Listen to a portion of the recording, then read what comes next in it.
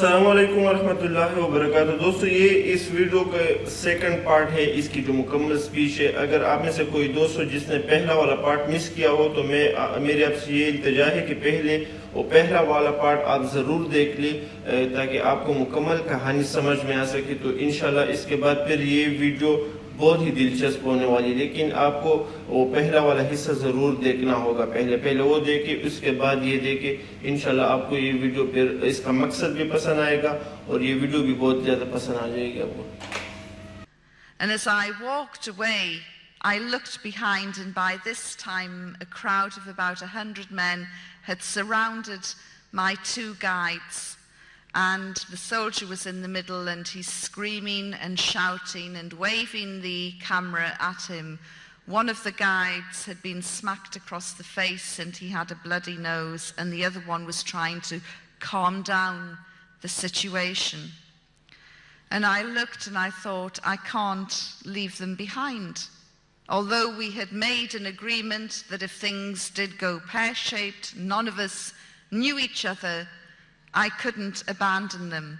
And so I went back and I tried to push my way through these very angry men, and they pushed me back.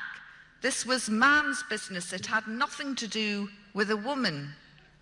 So in the end, I removed my burqa and said in a very loud voice, "Will somebody let me through?"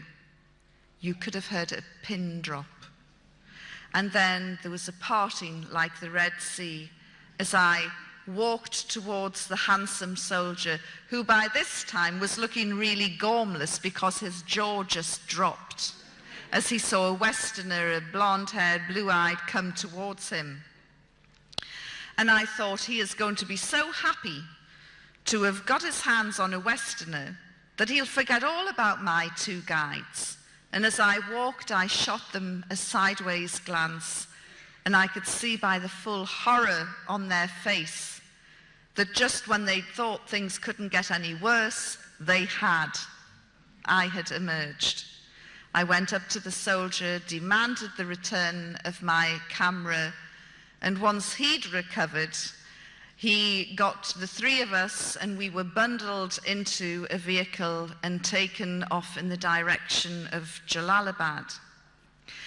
During the journey, the driver and the Taliban soldier had a very fierce exchange, and they kept looking back at me and arguing and looking back, and suddenly the driver did an emergency stop. The soldier asked me to get out of the car. And then he took me to this raised piece of ground and asked me to stand on it from the way he was motioning. So I stood on this raised piece of ground, and then he went off. He went marching off to my left, and I thought, where's he gone? And I'm standing there, rigid with fear, daren't move on this little tiny hill. And I'm looking around, and then all I can see are stones and pebbles and rocks. And I thought, this is the stoning corner. I'm going to be stoned. He's gone off to get a crowd. He's probably gone off somewhere to say, hey, I've got a Westerner stoning in 10 minutes. So I'm standing there and I'm looking down, and all I could see was blood-red nail varnish coming up from my toes. I'd lost my socks and shoes in the melee, and I thought, oh no, nail varnish is banned under the Taliban. If they see my toes, they'll probably chop them off one by one. So I tried to cover my toes as well. And I don't know what it is about Afghanistan. The place can be deserted 1 minute, and in the next 20 seconds you can have a crowd. And about 20 seconds later, there were about 80 scary-looking men staring back at me. And they were getting closer and closer. Of course, I'm thinking that they're getting closer and closer so they can take a good aim when the stoning starts. And I'm looking round at them and trying to find a kind face, maybe a hero, somebody who will come to my defense. and I couldn't see one. Everybody just looked really hostile. Of course, the reason why they were getting closer and closer was to have a better look, because in Taliban-ruled Afghanistan, no man saw another woman's face unless she was a mother, a sister, or a daughter, or a close female relative. So seeing me would be a bit like seeing a panda in the zoo for the first time. So they were getting closer. Of course, I'm thinking they're getting closer so they can take aim when the stoning starts. I mean, we can laugh about it now, but I really thought that the final minutes of my life were being played out in this godforsaken area. And as I looked around, they say that your life flashes before you. Mine didn't. I'm just thinking, how can I get out of this situation? And then I remembered my time as a Sunday school teacher, and there was a biblical scene where Jesus had said at a stoning, "Let him without sin cast the first stone."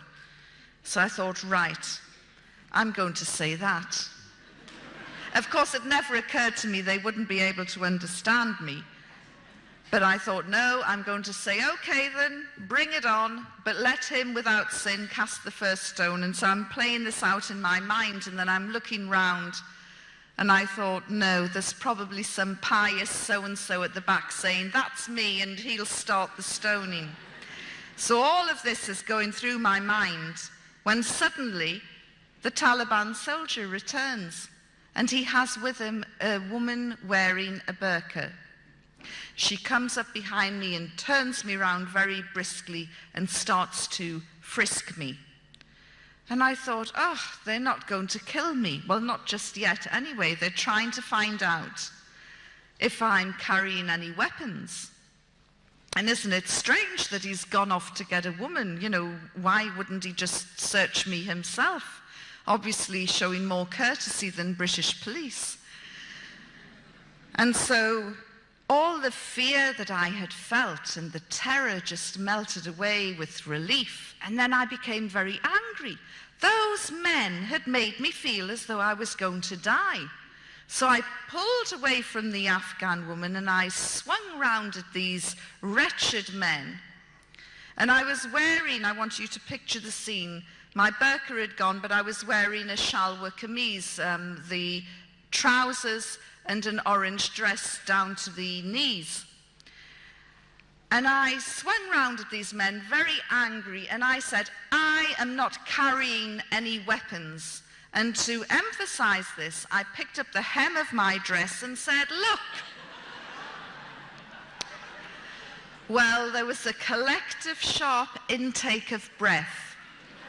And then they all turned round and ran as though the devil was snapping at their heels. I don't know if any of you have seen the Carry On film where the Scottish regiment lift up their kilts at the natives and they run off, but it was the same effect. Of course, this was highly inappropriate behavior for a woman in Afghanistan, as I was to find out.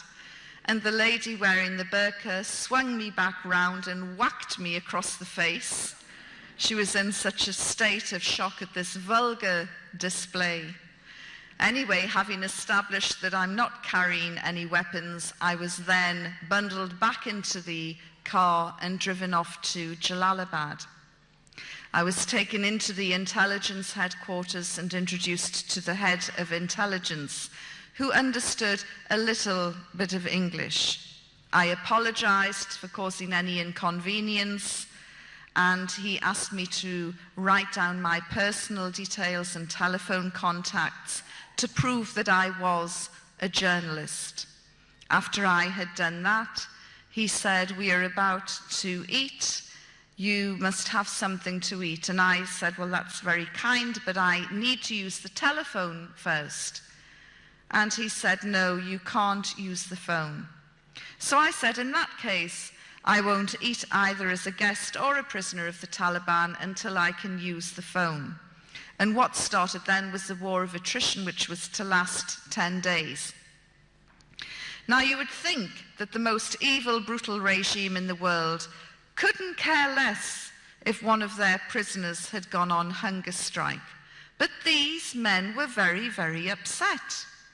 Despite my protests saying I'm not eating, every morning, noon and night, they would bring me food. They would lay out a cloth on the floor, beautiful carpeted floor, by the way, and they would put down some bread, some stew, and some rice, and they would bring in a jug of water and a bowl, and they would wash my hands, and they would tell me in broken English, "You are our sister, you are our guest, we want you to be happy." And I thought, what sort of evil, brutal regime is this? Don't they understand the job description? And I'm thinking, you know, this is just a trick. They're trying to soften me up. And then the really bad guys will come in with the electrodes. In fact, isn't it strange? Everything that I thought would have happened to me under this so-called savage, primitive regime happened to prisoners in Abu Ghraib, in Guantanamo Bay, and other US holding facilities, which always prompts me to say, thank God I was captured by the most evil, brutal regime in the world and not by the Americans.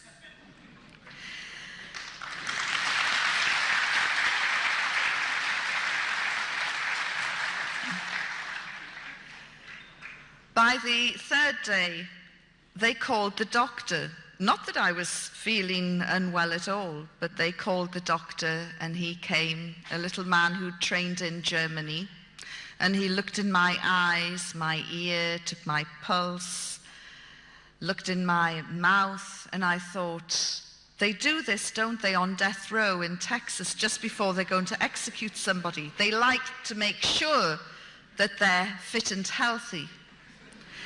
And then he took my blood pressure, and something bothered him because he then took it again.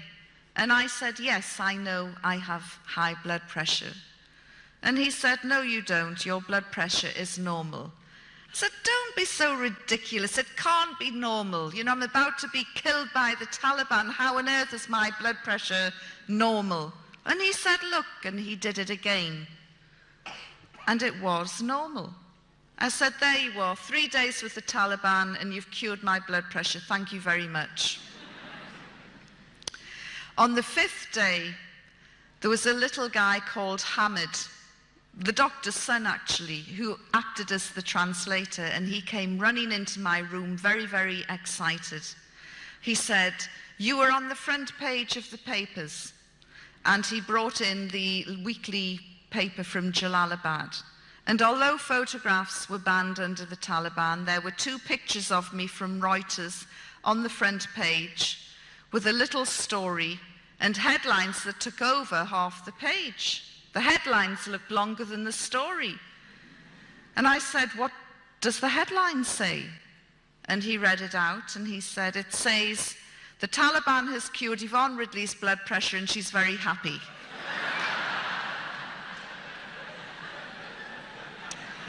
Not the catchiest of headlines.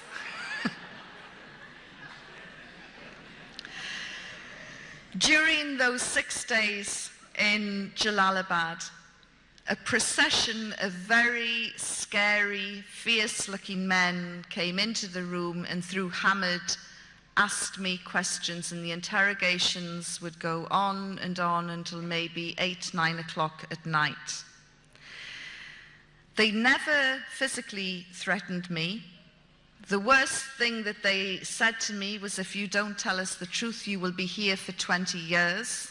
I assured them that they would get sick long before I did. And I had decided on quite a risky strategy, really. I had decided to be the prisoner from hell. I had bought into the propaganda, you see, that this was the most evil, brutal regime in the world, and it didn't matter what I said or did, they were going to kill me at the end of the day, when they wanted to. And so I just thought, if I'm nice, they're going to kill me. If I'm nasty, they're going to kill me. Well, I'm just going to go down fighting. And so I was very abusive and aggressive. And the harder I pushed them, the nicer they were. And they would say, "Why are you angry? You are our guest. You are our sister." Hamid had to translate my words. And one day he said to me, "I am terrified of these people, and you should be as well. And it's not nice for me to translate your words. I get scared." On the 6th day, Hamid came to see me, and his face was nearly black with fear. His mouth was so dry he could hardly talk. And he said, "You have a very important visitor." And I said, "Who is it?" He said, "I can't tell you, but you must be respectful." I said, "Well, who is it? Is it Mullah Omar?" And he said, "Please, just be respectful. You have to show some respect. This is a very, very important person." So I'm thinking, I wonder who it can be. 10 minutes later, there was a knock on the door. Although I was the prisoner, I had my own key. And so I unlocked the door, opened it. Hamid stood aside, and there in front of me was a man who made my blood run cold. The hair on the back of my neck lifted. For 6 days I had avoided talking about religion, and there in front of me was a religious cleric, a Maulana. And everything in Afghanistan is dirty, ripped and torn and dusty. He was wearing an immaculate ivory gown, one which went right down to the ground. The Taliban's clothes were above their ankles. This guy's clothes were right down to the ground. You couldn't see his feet. And he had a great big ivory turban. A very modest beard by Afghan standards, very light brown, modest beard, and light brown eyes. And he had beads which he moved, like rosary beads, which he moved 2 at a time. And there was something else about him that I thought was weird. And when I mentioned it to my first Muslim crowd, a few of them went, "Alhamdulillah." When I told them, I said there was something really weird about this guy. He had a shine on his face. It was like a light on the inside coming out. I've never seen anything like it before. And I was told by my Muslim friends back in London, this is the nur, the light that comes out of somebody who is very pious, very practicing, a very good person. I didn't know that at the time. I just thought there's something weird and spooky about this guy. After I recovered, I moved aside and invited him into my room. And he was so graceful and elegant, he didn't even seem to walk. He just glided in and glided down. And I sat opposite him, and Hamid acted as the translator. And he said, "What is your religion?" And I thought, oh, here we go. I said, "I'm a Christian." He said, "Yes, but what sort of Christian? Are you a Roman Catholic? Are you a Protestant?" I said, "I'm a Protestant from the Church of England." And he's smiling and moving his beads. And he said, "And what do you think of Islam?" "Oh," I said, "it's fantastic. It's absolutely wonderful." Of course, I knew nothing about Islam, very little, and the little that I knew was totally wrong as it turned out. And I went off in praise for 2 minutes of this faith that I knew so little about. And he smiled and he moved his beads. And then when I finally stopped running out of adjectives, he said, "Islam is a beautiful religion." I couldn't agree more. And then again, I ran off in praise of Islam. And he smiled as he listened, and Hamid translated.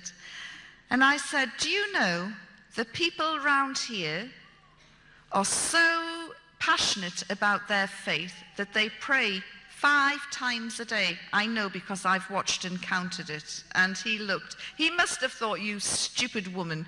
But I didn't realize that Muslims are expected to pray 5 times a day.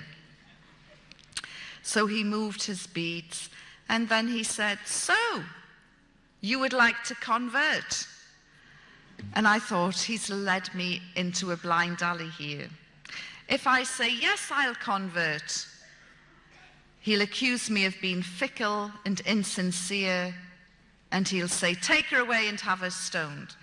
If I say, no, I'm not interested, he'll say, how dare you insult Islam? Take her away and have her stoned. So I'm trying to come up with the right answer. And then in the end I said, look, I can't make such a life-changing decision while I'm in prison. But if you let me go, I promise I will read the Quran and I will study Islam. And he smiled and he didn't say anything more. And he rose up and he glided out. Hamid went scuttling after him, and he returned a few minutes later, and he said, you're going home on a red crescent plane. Well, I punched the air and congratulated myself for having dealt with this Maulana, this religious man, in such a clever way. And within a few minutes, the little goods that I had accrued were in a plastic bag, and off I was in a truck heading for Kabul. 7 hours later, after a dusty, bumpy ride, we came into Kabul and drove straight past the airport. But I was okay. I just thought, well, there are other Westerners being held by the Taliban. We're probably going to pick them up. All I know is that I'm going home on a red crescent plane. That night I was to find out another aspect to the character of the Afghan people. They don't like giving you bad news. They don't like telling you anything that will upset you or cause an adverse reaction. And so we drove past the airport, and then we pulled into a really grim prison. Everything that you would imagine a third world prison to be. And I was asked to get out, and I got out, and we walked down this dark, dingy corridor, and then they pushed open this little metal door with a little spy hole in it. And there, sitting on a concrete floor, were 2 Afghan women, one with a babe in arms and the other one heavily pregnant. And they said, tonight you will stay here. And I said, no, you've made a mistake. I am going home on a red crescent plane. Of course, the thing is, when you lead someone on, you have to deliver the bad news at some point. And so the bad news was delivered to me then. You're going nowhere, you were a bad woman, you entered our country illegally, without a passport, you have to be punished. I screamed and shouted there was no way I was going to go into this cell, and to get me out and get me to the airport, and I said to them, you can't do this to me, I'm British. And they smiled. Just then, another cell door opened, and 6 women wearing hijabs came out. And one of them said to me, are you from the Red Cross? I said, you speak English? And she said, well, I'm Australian. These 3 are Germans, and the other 2 are Americans. And I went, oh my God, you're the Christians, the charity workers who were locked up for trying to convert Muslims to Christianity. And they said yes. And I said, look, there's been a terrible mistake. I'm supposed to be going home on a red crescent plane. Will you tell these people? And the women all spoke the language. And I could tell by the heated conversation and the expressions on everyone's face that I was going nowhere that night, certainly not on a Red Crescent plane. Deanna Thomas, the Australian girl, said to me, "Look, why don't you stay in our cell tonight, and then we can sort this mess out later." And in truth, I hadn't had any female company for over 6 days. These girls spoke my language. Furthermore, if I ever got out of this hellhole, I might have an even better story to tell. So I said, yes, okay. And I followed them into their cell. And I looked around, and it was so grim. It's everything you would think a third world prison to be. And suddenly I broke down and I started to cry. The first tears that I had cried since my captivity. And I said, well, the Taliban have finally broken me. And amid the sobbing, I felt for my cigarettes, because although cigarettes were banned under the Taliban, when they realized I smoked, they gave me lots of cigarettes. So I pulled out my cigarettes, and I was about to light up when I just said, oh, does anybody mind if I smoke? And the tears were coming down, and I'm sobbing and about to light my cigarette when they all said, yes, this is a no-smoking cell. How could I find the only no-smoking cell in Asia? How unlucky can you get? They said, look, if you must smoke, go outside into the courtyard. We're about to have a meeting. Suddenly, my nicotine craving went, and I said, a meeting? And they said, yes, we have 2 meetings a day.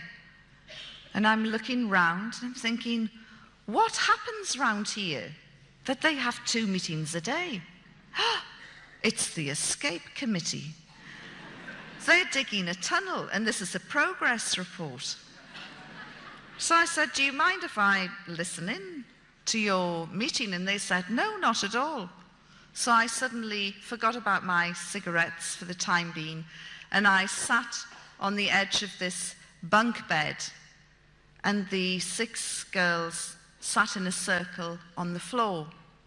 And then they pulled out their Bibles. And I'm thinking, I don't believe this. They have been charged under Sharia law with trying to convert Muslims to Christianity. They're in serious trouble. They could be executed. And now they're getting their Bibles out. And I'm looking at the door expecting the Taliban to come bursting in and beat them up or do something horrible to them. And nothing happened. Of course, as I did read the Quran later, it states quite specifically that we must, as Muslims, protect people of the book, i.e. Jews and Christians, and we must allow them to carry on and carry out and perform their faith. And this is exactly what the Taliban were allowing the Christians to do, although I didn't realize it at the time. So they read from the Bible, very loudly, a passage appropriate to their position. And after 20 minutes, they put their Bibles down and pulled out handwritten pieces of paper. And then they started to sing.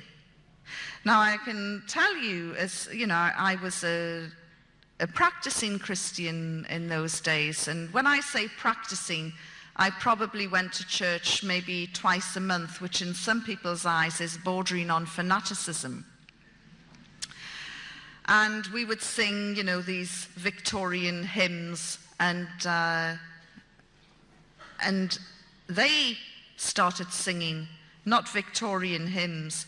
We are talking very loud, very robust, happy-clappy, full-on Southern Baptist style, hallelujah type singing. So this started, and at that point I went outside into the courtyard and I smoked 3 cigarettes off the trot. The azan, the call to prayer, started, and I thought, I don't believe it. I've got Muslims on that side of the wall, Christian fundamentalists in that cell. No wonder that religious cleric was smiling as he left me. He probably thought, she won't convert? Well, feed her to the Christians. Although I make fun of them, I have to say that those 6 girls were incredibly strong, and their faith did get them through their ordeal, which lasted much, much longer than mine. After they'd finished singing, they then started praying. And again, it was really full on, in your face, hallelujah type praying. In fact, at one point, they were all shouting different things, and at one point I could hear one of the girls, I think it was the American girl, Heather, shouting, Lord Jesus, show me the way out of here. And I have a very gallows sense of humor, and I felt like shouting back, straight down the corridor and turn left, but there's a great big Talib there. That night, I slept on this concrete floor with a very wafer-thin mattress. And when I woke up the next morning, I was given a change of clothes. In fact, I'm wearing the prison clothes now.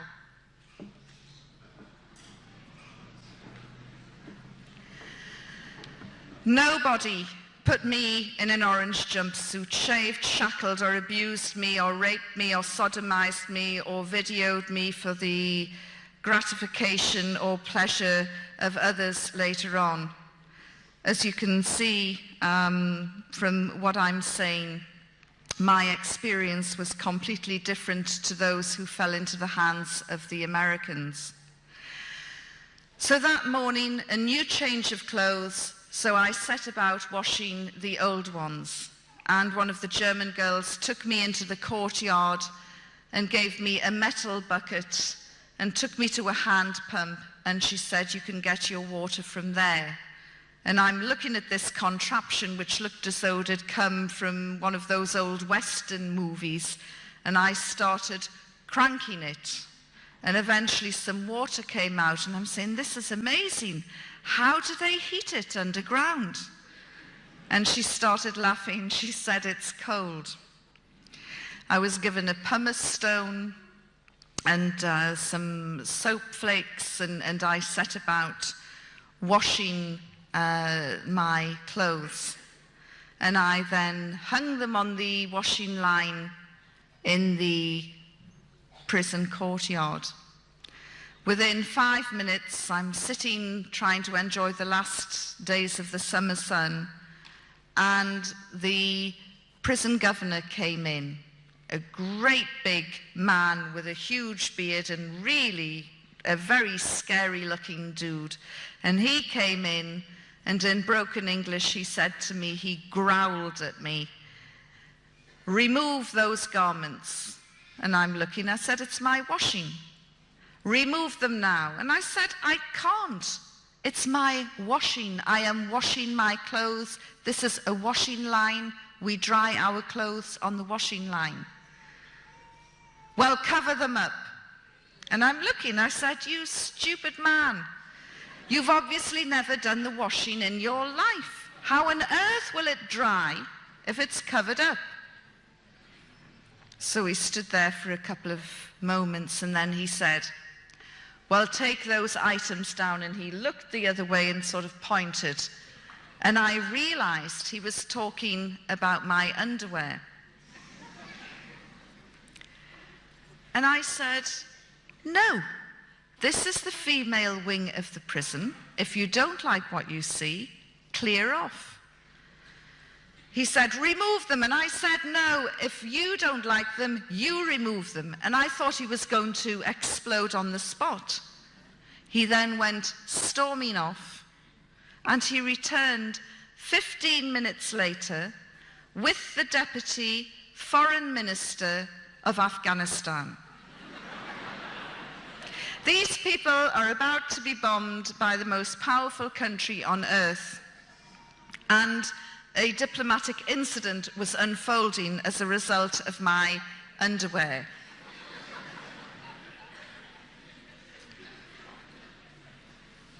I don't want to embarrass the men here, but I mean, we're not talking anything small, salacious and lacy. We're talking big, comfortable Bridget Jones.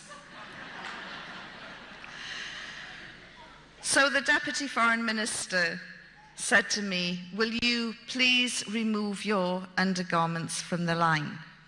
And I said, "Look, this is the female wing of the prison. There are no male prisoners. The only men around at the moment are you two.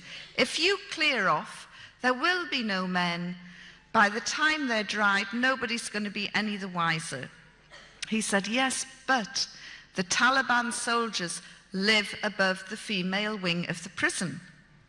And if they look out and see those things, they'll have impure thoughts." I'm looking at my underwear in a new light now. I said, "There's a very easy solution to this." He said, "I knew there would be." I said, "Tell your men not to look out of the window." No, that's impossible." I thought, I cannot believe this. You know, America didn't need to fly over in B-52s and bomb these people. They should have just parachuted in a regiment of women soldiers waving their underwear,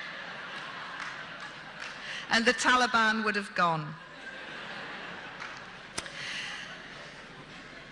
But it gives you a remarkable insight into the modesty of these people and the way they felt about issues like women's underwear. So the argument continued and went on long after the clothes had dried, and nobody emerged as a real winner, but I did get my dry clothes back. The next day, the 9th day, I was feeling really crotchety. I'd had 3 or 4 really rousing sessions with the Christian services. And in fact, you know, although the Taliban had banned singing and they'd banned music, they allowed them to sing, but they drew the line at music. And I am eternally grateful to this day that they confiscated their tambourines and guitars. But so I'm feeling really wretched and bad-tempered and thinking, I'm never going to get out of this place. I can't take much more of this. And the Deputy Foreign Minister returned with his sidekick, a man I called the Smiling Assassin. And he said, "We want to ask you a few more questions." And I said, "No, I'm done with answering any more questions. I'm finished with you people. I've had enough." तो दोस्तों, ये video का second हिस्सा था और उम्मीद करता हूँ कि ये भी आपको पसंद आई होगी। इसकी आखिरी किस्त में इस वीडियो के इन्होंने बताया कि कैसे मैं जेल में थी अफ़गानिस्तान के, और मैंने बमबारी जो कि पहली बार शुरू हुई, अमेरिका की बमबारी जो शुरू हुई थी और जो खौफनाक आवाज़ें मैंने सुनी थी, तो ये एक बहुत ही अजीब लेक्चर आने वाला है। जो तीसरी किस्त का जो वाक़या है ये बहुत ही अजीब है। फिर इन्होंने किस तरह ये अफ़गानिस्तान के जेल से निकली और किस तरह फिर इन्होंने इस्लाम कबूल किया, और फिर ये जो मगरबी मीडिया है उनका जो प्रोपेगेंडा करने का तरीका है वो भी ये बताती है कि वो मुझसे क्या उगलवाना चाह रही थी।